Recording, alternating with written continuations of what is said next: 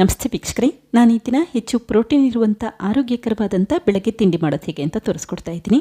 ದಿನಾಗಲೂ ಒಂದೇ ರೀತಿ ತಿಂಡಿ ತಿಂದು ಬೇಜಾರಾಗಿದ್ದರೆ ಈ ರೀತಿ ಡಿಫ್ರೆಂಟಾಗಿ ತಿಂಡಿ ಮಾಡಿ ನೋಡಿ, ಖಂಡಿತ ಮತ್ತೆ ಮಾಡ್ತೀರಾ, ಅಷ್ಟು ರುಚಿಯಾಗಿರುತ್ತೆ.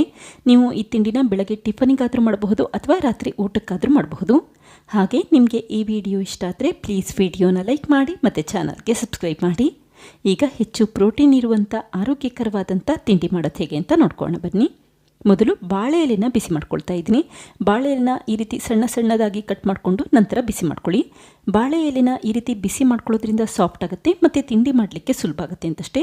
ನೋಡಿ, ಈ ರೀತಿ ಫೋಲ್ಡ್ ಮಾಡಿದ್ರೆ ನೀಟಾಗಿ ಫೋಲ್ಡ್ ಆಗಬೇಕು, ಅಲ್ಲಿವರೆಗೂ ಬಿಸಿ ಮಾಡಿ ಇಟ್ಕೊಂಡ್ರೆ ಸಾಕು.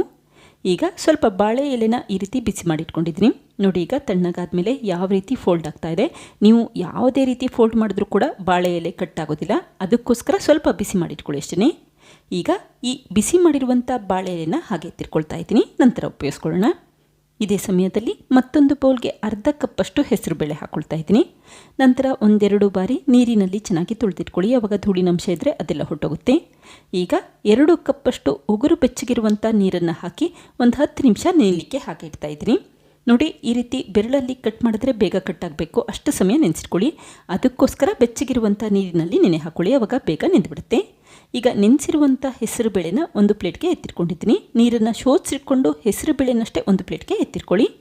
ಈಗ ಮಿಕ್ಸಿ ಜಾರ್ಗೆ 3 ಹಸಿರು ಮೆಣಸಿನ್ಕಾಯಿನ ಕಟ್ ಮಾಡಿ ಹಾಕ್ಕೊಂಡಿದ್ದೀನಿ. ಹಾಗೆ 1 ಇಂಚಷ್ಟು ಉದ್ದದ ಕಟ್ ಮಾಡಿರುವಂಥ ಶುಂಠಿ ಹಾಕಿದರೆ 1 ಟೀ ಸ್ಪೂನಷ್ಟು ಜೀರಿಗೆ ಹಾಕ್ಕೊಂಡಿದ್ದೀನಿ.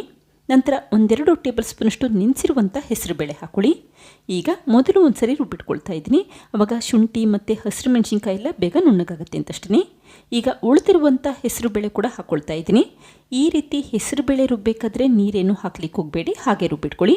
ಹೆಸರುಬೇಳೆಯಲ್ಲಿರುವಂಥ ನೀರೇ ಬಿಟ್ಬಿಡುತ್ತೆ, ಹಾಗೆ ತುಂಬ ನುಣ್ಣಗಾಗೋ ಅವಶ್ಯಕತೆ ಇಲ್ಲ. ಈ ರೀತಿ ಸ್ವಲ್ಪ ತರಿತರಿಯಾಗಿ ರುಬ್ಬಿಟ್ಕೊಂಡ್ರೆ ಸಾಕು. ಈಗ ರುಬ್ಬಿರುವಂಥ ಈ ಮಿಶ್ರಣನ ಒಂದು ಬಟ್ಲಿಗೆ ಎತ್ತಿಟ್ಕೊಳ್ತಾ ಇದ್ದೀನಿ. ಇದಕ್ಕೀಗ 4 ಟೇಬಲ್ ಸ್ಪೂನಷ್ಟು ಸಣ್ಣದಾಗಿ ಹೆಚ್ಚಿರುವಂಥ ಕೊತ್ತಂಬರಿ ಸೊಪ್ಪು ಹಾಕಿದರೆ 5 ಟೇಬಲ್ ಸ್ಪೂನಷ್ಟು ಸಣ್ಣದಾಗಿ ಹೆಚ್ಚಿರುವಂಥ ಸಬ್ಬಸಿಗೆ ಸೊಪ್ಪು ಹಾಕ್ಕೊಂಡಿದ್ದೀನಿ. ಹಾಗೆ 1/4 ಕಪ್ಪಷ್ಟು ಹಸಿ ತೆಂಗಿನಕಾಯಿ ತುರಿ ಹಾಕಿದರೆ ರುಚಿಗೆ ತಕ್ಕಷ್ಟು ಉಪ್ಪು ಹಾಕ್ಕೊಳ್ತಾ ಇದ್ದೀನಿ. ಸಬ್ಬಸಿಗೆ ಸೊಪ್ಪು ಹಾಕೋದ್ರಿಂದ ಈ ತಿಂಡಿ ತುಂಬಾ ರುಚಿಯಾಗಿರುತ್ತೆ. ಮನೆಯಲ್ಲಿ ಇದ್ದರೆ ಉಪಯೋಗಿಸಿ, ಇಲ್ಲ ಅಂತಂದರೆ ಕೊತ್ತಂಬರಿ ಸೊಪ್ಪು ಹಾಕಿರ್ತೀರಲ್ಲ, ಅದ್ರ ಫ್ಲೇವರೇ ಚೆನ್ನಾಗಿ ಬರ್ತಾ ಇರುತ್ತೆ. ಈಗ ಚೆನ್ನಾಗಿ ಮಿಕ್ಸ್ ಮಾಡಿಟ್ಕೊಳ್ಳಿ. ಹಾಗೆ ಈ ಸಮಯದಲ್ಲೂ ಕೂಡ ನೀರೇನು ಹಾಕ್ಲಿಕ್ಕೆ ಹೋಗಬೇಡಿ, ಹಾಗೆ ಮಿಕ್ಸ್ ಮಾಡಿಟ್ಕೊಳ್ಳಿ ಅಷ್ಟೇ. ಈಗ ಮಾಡಿಟ್ಟಂಥ ಹೆಸರುಬೇಳೆ ಮಿಶ್ರಣನ ಹಾಗೆ ಎತ್ತಿಟ್ಕೊಂಡಿದ್ದೀನಿ. ಇದೇ ಸಮಯದಲ್ಲಿ ಮತ್ತೊಂದು ಬೌಲ್ಗೆ 2 ಕಪ್ಪಷ್ಟು ಜೋಳದ ಹಿಟ್ಟು ಅಥವಾ ಜೋಳದ ಹುಡಿ ಹಾಕಿ ಜರಡಿ ಮಾಡ್ಕೊಳ್ತಾ ಇದ್ದೀನಿ.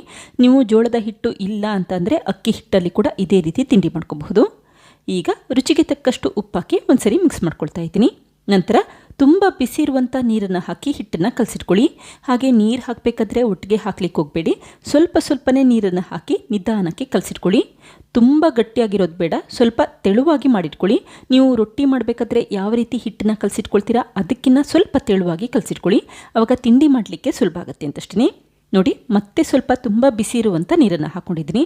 ಆದಷ್ಟು ನೀರು ಕುದೀತಾ ಇರಬೇಕು ಅಂಥ ನೀರನ್ನು ಉಪಯೋಗಿಸ್ಕೊಳ್ಳಿ, ಆವಾಗ ತಿಂಡಿ ಮಾಡಲಿಕ್ಕೆ ಸುಲಭ ಆಗುತ್ತೆ. ನೋಡಿ, ಈ ರೀತಿ ಹಿಟ್ಟು ಸಾಫ್ಟ್ ಆಗಬೇಕು, ಅಲ್ಲಿವರೆಗೂ ನೀರನ್ನು ಉಪಯೋಗಿಸ್ಕೊಳ್ಳಿ. ನಂತರ ಲಿಡ್ ಕ್ಲೋಸ್ ಮಾಡಿ ಸ್ವಲ್ಪ ತಣ್ಣಗಾಗಲಿಕ್ಕೆ ಹಾಗೆ ಇಟ್ಟಿದ್ದೀನಿ. ಈಗ ನೋಡಿ, ಹಿಟ್ಟು ಚೆನ್ನಾಗಿ ತಣ್ಣಗಾಗಿದೆ. ನಂತರ ಕೈಯಲ್ಲಿ ಕಲಸಿಟ್ಕೊಳ್ತಾ ಇದ್ದೀನಿ. ಹಿಟ್ಟಿನಲ್ಲಿ ಗಂಟುಗಳಿರಬಾರ್ದು, ಅಲ್ಲಿವರೆಗೂ 1-2 ನಿಮಿಷ ಕೈಯಲ್ಲಿ ನಾದಿಟ್ಕೊಳ್ಳಿ, ಆವಾಗ ಹಿಟ್ಟು ಸಾಫ್ಟ್ ಆಗುತ್ತೆ ಮತ್ತು ತಿಂಡಿ ಮಾಡಲಿಕ್ಕೆ ಸುಲಭ ಆಗುತ್ತೆ ಅಂತಷ್ಟೇ. ನೋಡಿ, ರೊಟ್ಟಿ ಮಾಡಬೇಕಾದ್ರೆ ಹಿಟ್ಟನ್ನು ಕಲಿಸ್ತೀವಲ್ಲ, ಅದಕ್ಕಿಂತ ಸ್ವಲ್ಪ ತೆಳುವಾಗಿ ಕಲಸಿಟ್ಕೊಂಡಿದ್ದೀನಿ. ಈಗ ಕಲಸಿರುವಂಥ ಹಿಟ್ಟಿನಲ್ಲಿ ಸ್ವಲ್ಪ ಭಾಗನ ತೆಗೆದಿಟ್ಕೊಂಡಿದ್ದೀನಿ. ನಂತರ ಒಂದು ಬಾಳೆ ಎಲೆ ಮೇಲೆ ನೀಟಾಗಿ ಸ್ಪ್ರೆಡ್ ಮಾಡ್ಕೊಳ್ಳಿ. ನಿಮಗೆ ಎಷ್ಟು ತೆಳು ಬೇಕೋ ಅಷ್ಟು ತೆಳುವಾಗಿ ಸ್ಪ್ರೆಡ್ ಮಾಡ್ಕೋಬಹುದು. ಹಾಗೆ ಮೊದಲೇ ಮಾಡಿಟ್ಟಂಥ ಹೆಸರುಬೇಳೆ ಮಿಶ್ರಣನ ಈ ರೀತಿ ಉದ್ದವಾಗಿ ಸ್ಪ್ರೆಡ್ ಮಾಡ್ಕೊಳ್ತಾ ಇದ್ದೀನಿ. ನಿಮಗೆ ಖಾರ ಜಾಸ್ತಿ ಬೇಕು ಅಂತಂದರೆ ಜಾಸ್ತಿ ಪ್ರಮಾಣದಲ್ಲಿ ಹಸಿರು ಮೆಣಸಿನ್ಕಾಯಿ ಉಪಯೋಗಿಸ್ಕೊಳ್ಳಿ, ಇಷ್ಟೇ ಉಪಯೋಗಿಸ್ಬೇಕು ಅಂತೇನಿಲ್ಲ. ಈಗ ನಿಧಾನಕ್ಕೆ ಫೋಲ್ಡ್ ಮಾಡಿಕೊಂಡು ಎಡ್ಜಸ್ನ ಬಿಗಿಯಾಗಿ ಪ್ರೆಸ್ ಮಾಡ್ಕೊಳ್ತಾ ಇದ್ದೀನಿ, ಆವಾಗ ತಿಂಡಿ ಬೇಯಿಸಬೇಕಾದ್ರೆ ಹೊಡ್ಕೊಳ್ಳಲ್ಲ ಅಂತಷ್ಟೇ. ಇದೇ ರೀತಿ ಉಳಿದಿರುವಂಥ ತಿಂಡಿನೂ ಕೂಡ ಮಾಡಿಟ್ಕೊಳ್ತಾ ಇದ್ದೀನಿ. ಅಕಸ್ಮಾತ್ ಈ ರೀತಿ ಪ್ರೆಸ್ ಮಾಡ್ಕೋಬೇಕಾದ್ರೆ ಹಿಟ್ಟೇನಾದರೂ ನಿಮಗೆ ಕೈಗೆ ಅಂಟ್ಕೊಳ್ತಾ ಇದೆ ಅನಿಸಿದ್ರೆ ಕೈಯಲ್ಲಿ ಸ್ವಲ್ಪ ತುಪ್ಪ ಸ್ಪ್ರೆಡ್ ಮಾಡ್ಕೊಳ್ಳಿ, ಆವಾಗ ಕೈಗೆ ಅಂಟೋದಿಲ್ಲ, ಸುಲಭವಾಗಿ ಫೋಲ್ಡ್ ಮಾಡ್ಕೋಬಹುದು. ಆದಷ್ಟು ಎಡ್ಜಸ್ನ ಬಿಗಿಯಾಗಿ ಪ್ರೆಸ್ ಮಾಡಿಟ್ಕೊಳ್ಳಿ ಅಷ್ಟೇ. ಇದೇ ರೀತಿ ಉಳಿದಿರುವಂಥ ತಿಂಡಿನೂ ಕೂಡ ಮಾಡಿಟ್ಕೊಳ್ತಾ ಇದ್ದೀನಿ. ಹಾಗೆ ಈ ತಿಂಡಿನ ನೀವು ಜೋಳದ ಹಿಟ್ಟಿನಲ್ಲಿ ಮಾಡಿದಂಥ ಕಡುಬು ಅಂತನಾದರೂ ಅನ್ಬಹುದು, ಅಥವಾ ಹೆಸರುಬೇಳೆ ಕಡುಬು ಅಂತನಾದರೂ ಅನ್ಬಹುದು. ಒಂದ್ಸರಿ ಟ್ರೈ ಮಾಡಿ ನೋಡಿ, ಖಂಡಿತ ಮತ್ತೆ ಮಾಡ್ತೀರಾ, ಅಷ್ಟು ರುಚಿಯಾಗಿರುತ್ತೆ. ಈಗ ಒಂದು ಪಾತ್ರೆಗೆ 4 ಕಪ್ಪಷ್ಟು ತಣ್ಣೀರು ಹಾಕ್ಕೊಳ್ತಾ ಇದ್ದೀನಿ. ನೀರು ಬಿಸಿಯಾದ ನಂತರ ಸಣ್ಣ ಸಣ್ಣ ತೂತ ಇರುವಂಥ ಈ ಪ್ಲೇಟ್ನ ಜೋಡಿಸಿಟ್ಕೊಳ್ತಾ ಇದ್ದೀನಿ. ಈಗ ನಿಧಾನಕ್ಕೆ ಒಂದೊಂದೇ ಬಾಳೆ ಎಲೆ ಪೀಸಸ್ಗಳನ್ನ ಜೋಡಿಸ್ಕೊಳ್ತಾ ಬನ್ನಿ. ಹಾಗೆ ಊರಿನ ಮೀಡಿಯಂ ಫ್ಲೇಮಲ್ಲಿ ಇಟ್ಕೊಂಡು ಲಿಡ್ ಕ್ಲೋಸ್ ಮಾಡಿ 15ರಿಂದ 20 ನಿಮಿಷ ನೀರಿನ ಹಬೆಯಲ್ಲಿ ಬೇಲಿಕ್ಕಿಟ್ಕೊಳ್ಳಿ. ಈಗ ನೋಡಿ 15 ನಿಮಿಷ ಆಗಿದೆ. ನಿಧಾನಕ್ಕೆ ಈ ರೀತಿ ಬಾಳೆ ಎಲೆನ ತೆಗೆದು ನೋಡಿ. ತಿಂಡಿ ಕೈಗೆ ಅಂಟುತ್ತಾ ಇಲ್ಲ ಅಂತಂದರೆ ಚೆನ್ನಾಗಿ ಬೆಂದಿದೆ ಅಂತ ಅರ್ಥ. ತಕ್ಷಣವೇ ಸ್ಟವ್ ಆಫ್ ಮಾಡಿಕೊಂಡು ಈ ತಿಂಡಿನ ಹೊರಗಡೆ ಎತ್ತಿಟ್ಕೊಳ್ಳಿ. ಅಕಸ್ಮಾತ್ ಕೈಗೆ ಇನ್ನೂ ಅಂಟ್ಕೊಳ್ತಾ ಇದೆ ಅನಿಸಿದ್ರೆ ಮತ್ತೆ ಒಂದು 5 ನಿಮಿಷ ಮೀಡಿಯಂ ಫ್ಲೇಮಲ್ಲಿ ಇಟ್ಕೊಂಡು ಬೇಲಿಕ್ಕಿಟ್ಕೊಳ್ಳಿ. ನೋಡಿ ಎಷ್ಟು ಸುಲಭವಾಗಿ ಬಾಳೆ ಎಲೆಯಿಂದ ತೆಗೆದಿಟ್ಕೋಬಹುದು. ಕೈಗೆ ಅಂಟೋದಿಲ್ಲ ಮತ್ತು ಬಾಳೆ ಎಲೆಗೂ ಕೂಡ ಅಂಟೋದಿಲ್ಲ, ಅಷ್ಟು ಚೆನ್ನಾಗಿ ತಿಂಡಿ ಬಂದಿರುತ್ತೆ. ಈಗ ಸಣ್ಣ ಸಣ್ಣ ಪೀಸ್ಗಳಾಗಿ ಕಟ್ ಮಾಡ್ಕೊಳ್ತಾ ಇದ್ದೀನಿ. ನೋಡಲಿಕ್ಕೆ ಚೆನ್ನಾಗಿ ಕಾಣುತ್ತೆ ಅಂತಷ್ಟೇ ಈ ರೀತಿ ಕಟ್ ಮಾಡ್ಕೊಳ್ತಾ ಇದ್ದೀನಿ.